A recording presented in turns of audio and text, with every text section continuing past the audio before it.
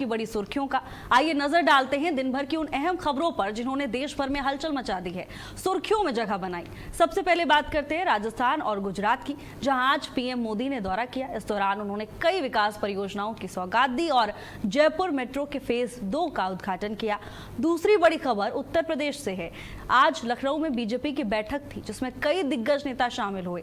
CM योगी भी मौजूद रहे। बीजेपी अध्यक्ष नितिन नवीन की अध्यक्षता में ये बैठक आयोजित की गई। इसके साथ ही केंद्रीय मंत्री किरेन रिजिजू ने जानकारी दी कि आज संसद के मॉनसून सत्र का ऐलान कर दिया गया है, जो 20 जुलाई से 13 अगस्त तक चलेगा।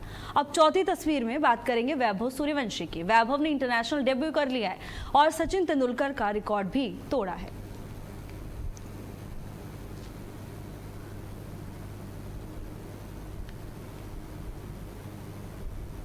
और वहीं लखनऊ में प्रदेश कोर समिति की बैठक अब खत्म हो चुकी है। बीजेपी अध्यक्ष नितिन नवीन की बैठक संपन्न हुई। मुख्यमंत्री योगी आदित्यनाथ बैठक में मौजूद रहे।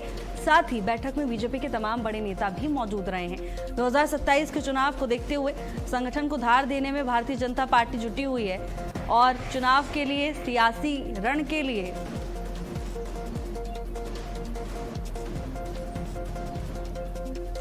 बीजेपी अध्यक्ष नितिन नवीन उत्तर प्रदेश पहुंचे हैं, लखनऊ, और लगातार मंथन का यह दौर जारी है। मुख्यमंत्री योगी आदित्यनाथ इस बैठक में मौजूद रहे। साथ ही बैठक में तमाम बड़े नेता भी मौजूद रहे हैं। देखिए, 2027 के चुनाव को देखते हुए भारतीय जनता पार्टी लगातार अपने संगठन को धार देने में जुटी हुई है।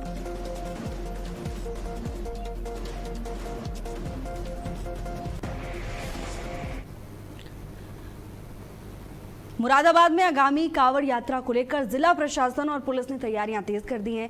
श्रद्धालुओं की सुरक्षा सुचारू करने के लिए कलेक्ट्रेट सभागार में जिला अधिकारी राजेंद्र पैंसिया और साथ ही वरिष्ठ पुलिस अधीक्षक सतपाल अंतिल की अध्यक्षता में उच्च स्तरीय समीक्षा बैठक हुई।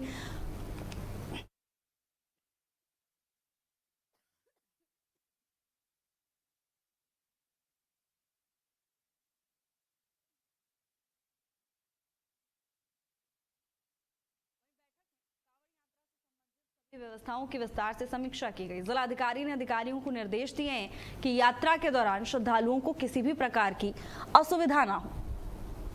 तो कांवड़ यात्रा के लिए मास्टर प्लान पूरी तरह से तैयार किया जा चुका है। पुलिस प्रशासन तैयारियों को अंतिम रूप देने में जुटा हुआ है। डीएम राजेंद्र पैंसिया ने बैठक की।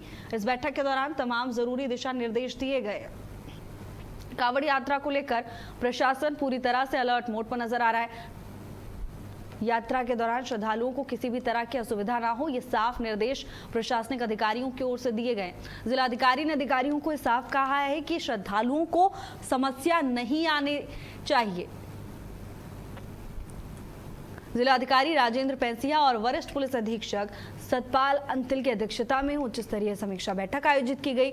बैठक में कांवड़ यात्रा से संबंधित व्यवस्थाओं की विस्तार से समीक्षा हुई। कांवड़ यात्रा से संबंधित जो बैठक है वो आज सभी विभागों के साथ साथ जो विभिन्न जो मंदिर हैं उनके पुजारियों के साथ भी ली है, और जो कांवड़ यात्रा ऑर्गेनाइज करते हैं या उनको सुविधाएं प्रदान करते हैं, शिविर लगाते हैं जत्थों के लिए, उनके साथ भी बैठक ली गई है। और जो माननीय मुख्यमंत्री महोदय की वीसी में जो निर्देश दिए गए थे, उसके अतिरिक्त जो सीएस सर की वीसी में भी निर्देश दिए गए थे, और अभी एडीजी सर की वीसी भी हुई है, उसके माध्यम से निर्देश दिए गए थे। और सभी को निर्देश दिए गए हैं कि जो परंपरागत व्यवस्थाएं हैं वो सुचारू रूप से जारी रहनी चाहिए। जो कांवड़िए या भोले या श्रद्धालु हैं उनको किसी प्रकार की कोई समस्या नहीं आनी चाहिए। आईएएस रिंकू राही के समर्थन में युवाओं ने जालौन तहसील में जोरदार प्रदर्शन किया। प्रदर्शनकारियों ने तहसील परिसर का घेराव करते हुए प्रशासन के खिलाफ जमकर नारेबाजी की। स्थिति को देखते हुए मौके पर पुलिस के साथ 2 सेक्शन पीएसी तैनात किए गए। प्रदर्शन कर रहे युवाओं ने मांग की है कि आईएएस रिंकू राही को फिर से जालौन का उप जिलाधिकारी नियुक्त किया जाए। जालौन से तमाम तस्वीरें सामने आ रही हैं, जहां आईएएस रिंकू राही के समर्थन में स्थानीय लोग सड़क पर उतर आए। आईएएस रिंकू सिंह राही के समर्थन में सैकड़ों युवाओं ने जालौन तहसील का घेराव किया। आपको बता दें कि पूरा मामला जनपद जालौन के जालौन तहसील का है, जिसमें जालौन तहसील में आईएएस रिंकू सिंह राही उप जिलाधिकारी के रूप में तैनात थे। विवादों के चलते आईएएस रिंकू सिंह राही को मुख्यालय अटैच कर दिया गया है।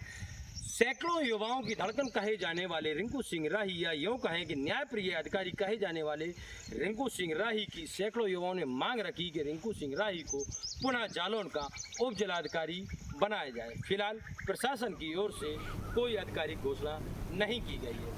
भारत अपडेट के लिए जालौन से विवेक त्रिपाठी की रिपोर्ट। बदायूं में 25,000 के इनामी बदमाश के साथ पुलिस की मुठभेड़ हो गई। पुलिस की जवाबी फायरिंग में इनामी बदमाश गंभीर रूप से घायल हुआ। मुठभेड़ के दौरान कांस्टेबल को भी गोली लगी, जिसके बाद दोनों को इलाज के लिए अस्पताल ले जाया गया है। जांच में सामने आया है कि बदमाश के खिलाफ कई मुकदमे दर्ज थे। घायल बदमाश से कई हथियार भी बरामद किए गए हैं। बदायूं का पूरा मामला बताया जा रहा है, जहां पुलिस और बदमाश के बीच मुठभेड़ हुई।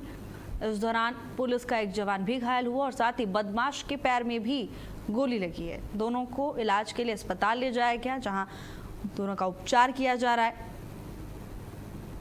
और अब इस पूरे मामले को लेकर आगे की कार्रवाई की जा रही है। बदमाश के खिलाफ कई मुकदमे पहले से दर्ज थे। पुलिस अधीक्षक महोदया जनपद बदायूं के आदेश के क्रम में संपूर्ण जनपद में संदिग्ध वाहन चेकिंग अभियान चलाया जा रहा था। इसी क्रम में बेलाडंडी पुल के पास पुलिस टीम चेकिंग कर रही थी, तभी एक संदिग्ध वाहन आता दिखाई दिया, जिसको पुलिस टीम के द्वारा रोकने का इशारा किया गया। पुलिस को देखते ही वाहन चालक ने गाड़ी तीव्र गति से भगाई, जो कि बेलाडंडी कोटा करसाई मार्ग पर फंस गई।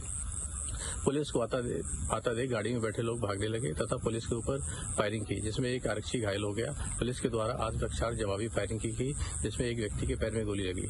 उसके द्वारा अपना नाम सनी सैनी निवासी सोरो जनपद बदायूं बताया गया। उसने बताया उसके साथ उसका एक साथी बबलू भी साथ में था। शादी के 7 फेरे लेते समय हम अपने जीवन साथी पर कितना भरोसा करते हैं। जीवन साथी से 7 जन्म तक रहने का वादा करते हैं, लेकिन आज चल रहे महाकलयुग में ऐसे मामले सामने आ रहे हैं जिसमें 7 जन्म तो दूर की बात है, इस एक जन्म में ही दोनों एक दूसरे के जान के दुश्मन बन गए हैं। शादी का रिश्ता निभाना तो दूर है, यूं मानो इंसान की जान का सौदा किया जा रहा है। अक्सर हम प्यार के रिश्तों पर सबसे ज्यादा भरोसा करते हैं, लेकिन आज के मामले ये बयां कर रहे हैं कि शादी के रिश्ते को एक खिलौने की तरह लोग अब इस्तेमाल कर रहे हैं। 2025 का मेरठ में चर्चित नीला ड्रम केस तो आपको याद ही होगा, जिसमें मुस्कान ने अपने ही पति की हत्या करके शव को नीले ड्रम में डाल दिया था। इस केस ने देश के एक व्यक्ति के रोंगटे खड़े कर दिए थे। देश की जनता इस केस से उभर भी नहीं पाई थी और अब इसी से मिलता जुलता मामला क्राइम रिपोर्ट की हेडलाइन बन गया है। जी हां, उत्तर प्रदेश के आगरा में भी पत्नी ने अपने ही पति की हत्या कर दी। फर्क सिर्फ ये है कि इस बार नीला ड्रम नहीं है, बाथरूम का फर्श इस्तेमाल हुआ है। आपको दिखाते हैं ये खास रिपोर्ट। सिकंदरा थाना क्षेत्र के धैतौरा में रिश्तों को तार तार कर देने वाला मामला सामने आया है। पत्नी ने अपने पति की हत्या कर पति के शव को बाथरूम के फर्श में गाड़ दिया और यही नहीं, पत्नी कई दिनों तक उसी बाथरूम को इस्तेमाल भी करती रही। दरअसल रूबी ने रात में अपने पति सुरेंद्र को खीर खाने के लिए दी थी, जिसमें रूबी ने भारी मात्रा में नीम की गोली मिला रखी थी। रूबी ने अपने सुरेंद्र को जान से मारने का प्लान पहले से ही बनाया हुआ था। सुरेंद्र के खीर खाते ही उसकी मौत हो गई, जिसके बाद शव को ठिकाने लगाने के लिए रूबी ने पहले सुरेंद्र का शव बाथरूम के फर्श में दफनाया और फिर मिस्त्री को बुलाकर उसे बनवा दिया। गौर करने वाली बात यह है कि ये निर्मम कहानी बाहर आई कैसे। आपको बता दें, 45 दिन तक सुरेंद्र की लाश बाथरूम के फर्श के नीचे ही दफन रही। 18 मई को रूबी ने पति सुरेंद्र को खीर में नीम की 20 गोलियां मिलाकर दी थी। गोलियों के ओवरडोज से मौत हो गई, जिसके बाद बाथरूम के फर्श को तोड़ा गया और लाश उसमें दफनाई गई। फिर उसी के ऊपर फर्श को बनवा दिया गया। रूबी की हैवानियत तो देखो, 45 दिन तक पति की लाश के ऊपर वो बाथरूम को यूज भी करती रही। ये सब करने के बाद रूबी अपने पति के गुमशुदा होने का नाटक करती रही। पड़ोसियों ने उससे कई बार सुरेंद्र को लेकर सवाल किए, लेकिन रूबी ने नाटक करते हुए लोगों को पति के गुमशुदा होने की कहानी लिखी। ये पूरी निर्ममता प्रकाश में तब आई जब रूबी ने खुद अपने जेठ को घर पर बुलाकर ये बोला कि तुम्हारा भाई घर के बाथरूम में है।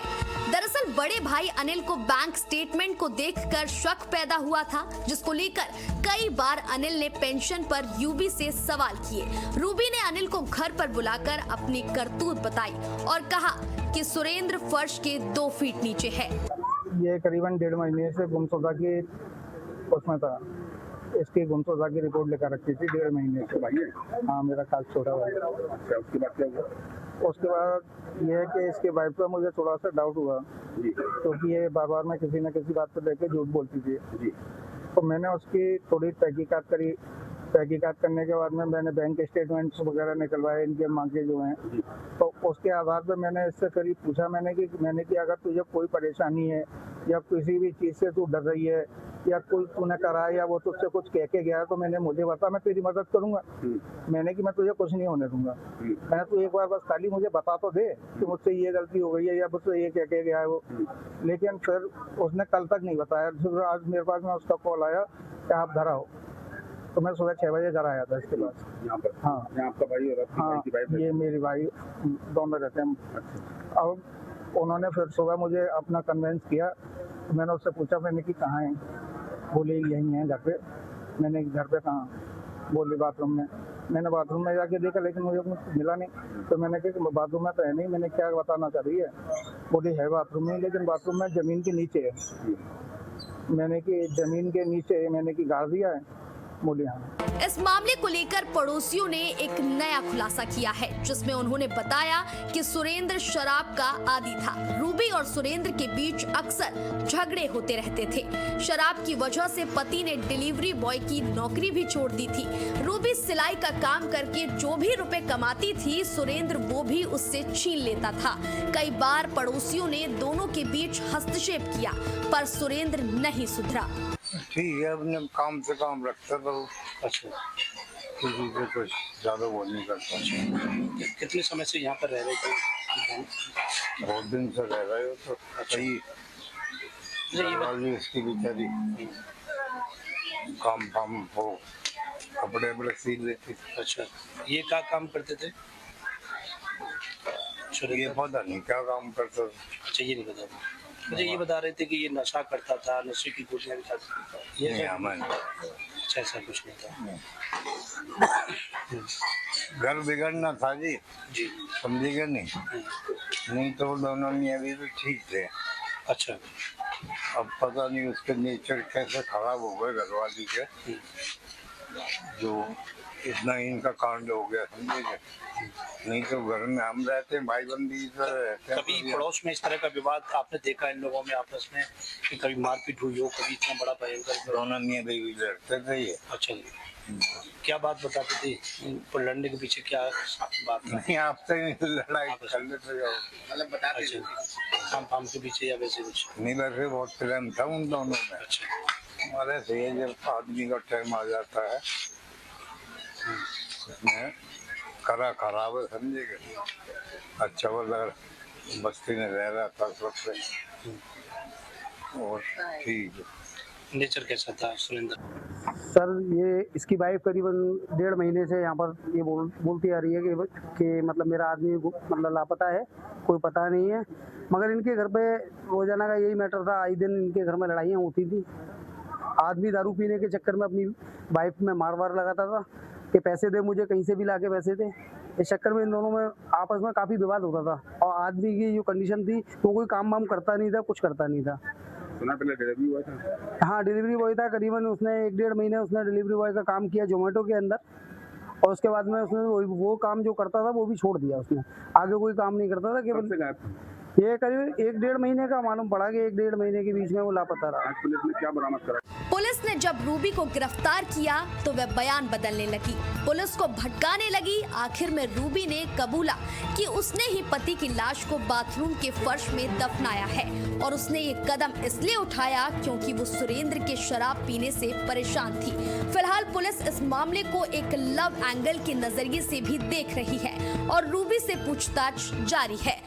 दिनांक 26/5/2026 को थाना सिकंदरा पे एक सुरेंद्र शर्मा नामक व्यक्ति की गुमशुदगी दर्ज की गई। इस गुमशुदगी के क्रम में पुलिस द्वारा जांच की गई तो ये पाया गया कि मृतक की पत्नी द्वारा ही मृतक को मार के अपने बाथरूम में गाड़ दिया गया है एवं फर्श बनवा दी गई है। पुलिस द्वारा विधिक कार्रवाई करते हुए बाथरूम की फर्श तोड़ी गई एवं शव को बरामद किया गया। शव को पंचायतनामा करके पोस्टमार्टम हेतु मॉर्चरी भेज दिया गया है और अभियुक्ता को, जो कि मृतक की पत्नी है, उनको हिरासत में लेकर पूछताछ की जा रही है। अन्य विधिक कार्रवाई अमल में लाई जाएगी। तो वहीं हमारे संवाददाता कृष्णा त्यागी ने इस पूरे मामले की रिपोर्ट ली। मेरी मौजूदगी उस मकान पर है जहां महिला ने अपने पति की हत्या की थी। ये वो मकान है जो आप तस्वीर देख रहे हैं, ये जहां पर महिला ने अपने पति की हत्या की थी। करीब 45 दिन तक इस घर में अपने ही पति की कब्र बना दी। और आप ये तस्वीर देखेंगे, ये उसी मकान की ये तस्वीर है जहां पर महिला ने अपने पति की कब्र बना दी। किस तरह जो ये अंदर की ये तस्वीर है, आप देखेंगे इसी मकान में अपने पति की कब्र बना दी और 45 दिन तक महिला रोने का नाटक करती रही। और अब ये तस्वीर आप हम लोग दिखा रहे हैं आगरा के सिकंदर क्षेत्र की है, जहां पर महिला करीब 45 दिन तक अपने पति की कब्र बना दी और पुलिस को और परिवार को गुमराह करती रही और रोने का बिलखने का नाटक करती रही। उसके बाद परिवारीजनों और पुलिस को शक हुआ। उसके आधार पर पुलिस ने परिवारीजनों ने पूछताछ की तो महिला ने खुद स्वीकारा कि पति बाथरूम में है। तो उस जैसे ही परिवारीजनों ने पुलिस को सूचना दी तो पुलिस ने इस पूरे मामले को लेकर उनके पति की उनका जो शव है वहां से बाथरूम से निकाला है और कंकाल बरामद किया है। हालांकि पुलिस अब जांच पड़ताल में जुटी हुई है कि इस पूरे मामले में इसके साथ कौन कौन व्यक्ति था, आखिर इस व्यक्ति की अपने पति की उसने इस घटना को अंजाम क्यों दिया।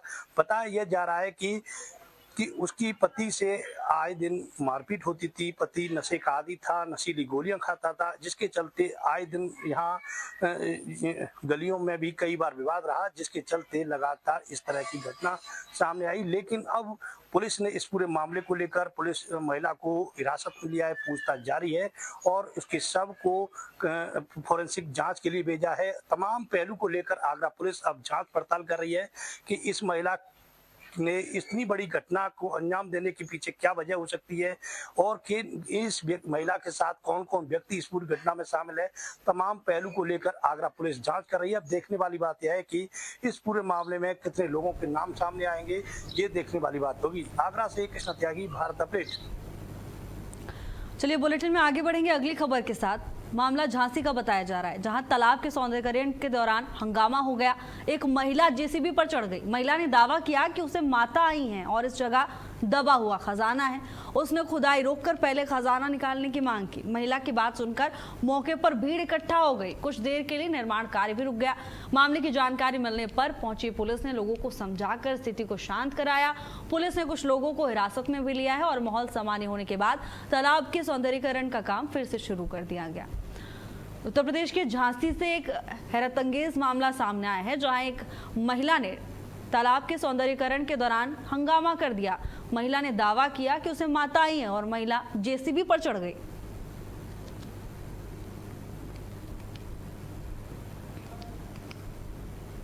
बिजनौर के आलोकपुर भूमि विवाद पर बीकेयू ने बड़ा ऐलान कर दिया है, जहां उन्होंने 6 जुलाई को महापंचायत से आंदोलन की चेतावनी दी है।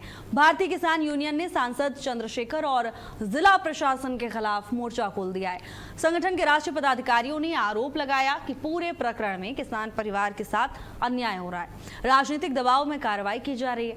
प्रेस कॉन्फ्रेंस की किसान नेताओं ने जिम्मेदार अधिकारियों को चेतावनी दी है। कहा कि अगर निष्पक्ष कार्रवाई करने में सक्षम नहीं है तो अपना तबादला करा लें।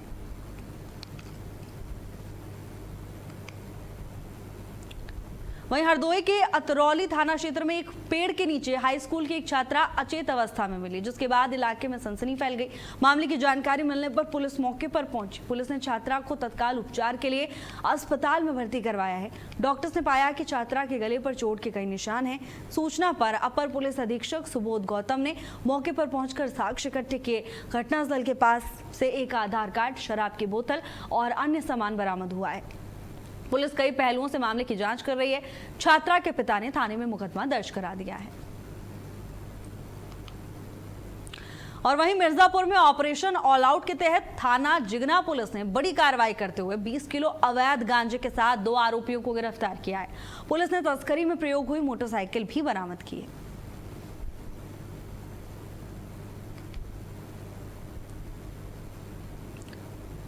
उत्तर प्रदेश के मिर्जापुर का ये पूरा मामला बताया जा रहा है। पुलिस अधीक्षक महोदया के निर्देशन में चलाए जा रहे ऑपरेशन ऑल आउट के तहत जिगना पुलिस ने वाहन चेकिंग के दौरान 2 शातिर गांजा तस्करों को गिरफ्तार किया है। इनके कब्जे से लगभग 20 किलो गांजा व एक बाइक बरामद हुई है। ये दोनों गांजा तस्कर थाना चिल के रहने वाले हैं तथा सगे भाई हैं। बड़े भाई का नाम पप्पू यादव तथा छोटे भाई का नाम बसंत यादव है। जो पप्पू यादव है इसके विरुद्ध पहले से ही 3 NDPS के मुकदमे सहित कुल 4 अभियोग पंजीकृत हैं। इनको चंदौली में दुकान के शटर में करंट आने से व्यापारी की मौत हो गई। घटना के बाद आसपास के इलाके में हड़कंप मच गया। बताया जा रहा है कि शॉर्ट सर्किट के चलते दुकान में आग लग गई थी। आग बुझने के बाद व्यापारी दुकान को बंद कर रहा था और इसी दौरान व्यापारी करंट की चपेट में आ गया। पुलिस शव को कब्जे में लेकर पोस्टमार्टम के लिए भेज दिया है। चंदौली का पूरा मामला बताया जा रहा है, जहां शटर बंद करते समय व्यापारी करंट की चपेट में आ गया। और वहीं कासगंज से एक दिल दहला देने वाली घटना सामने आई है। किराए के मकान में रह रही महिला का धारदार हथियार से गला काटकर हत्या कर दी गई। घर में खून से लथपथ पड़ा उनका शव बरामद हुआ है। बता दें कि मृतक अपनी 10 साल की बेटी के साथ रहती थी। मामले की जानकारी मिलने पर पुलिस मौके पर पहुंची। फॉरेंसिक टीम, डॉग स्क्वाड की टीम मौके पर पहुंची और मामले को लेकर जांच पड़ताल शुरू की जा चुकी है। पुलिस ने शव का पंचनामा भरकर पोस्टमार्टम के लिए भेज दिया है। पुलिस अब हत्यारे की तलाश में जुटी हुई है।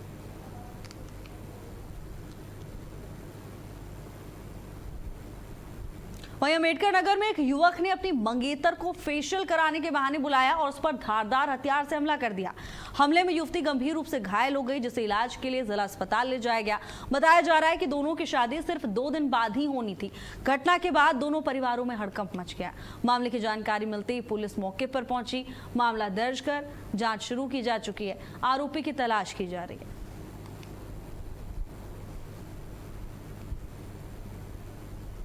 आज दिनांक 4/7/2026 को थाना अकबरपुर कोतवाली में भड़सार ककरडीला में ज्योति नाम की एक युवती के घायल होने की सूचना प्राप्त हुई।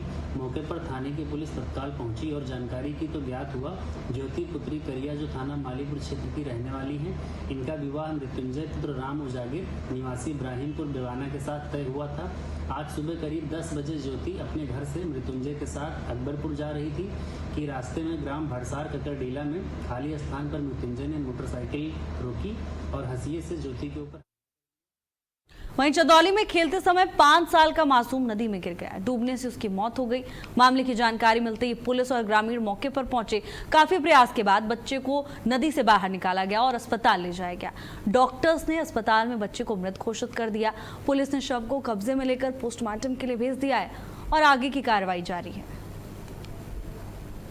उत्तर प्रदेश के चंदौली का पूरा मामला बताया जा रहा है, जहां बच्चा खेलते खेलते नदी में गिर गया। हालांकि कड़ी मशक्कत के बाद बच्चे को जैसे तैसे नदी से बाहर निकाला गया और अस्पताल ले जाया गया, जहां डॉक्टर्स ने बच्चे को मृत घोषित कर दिया।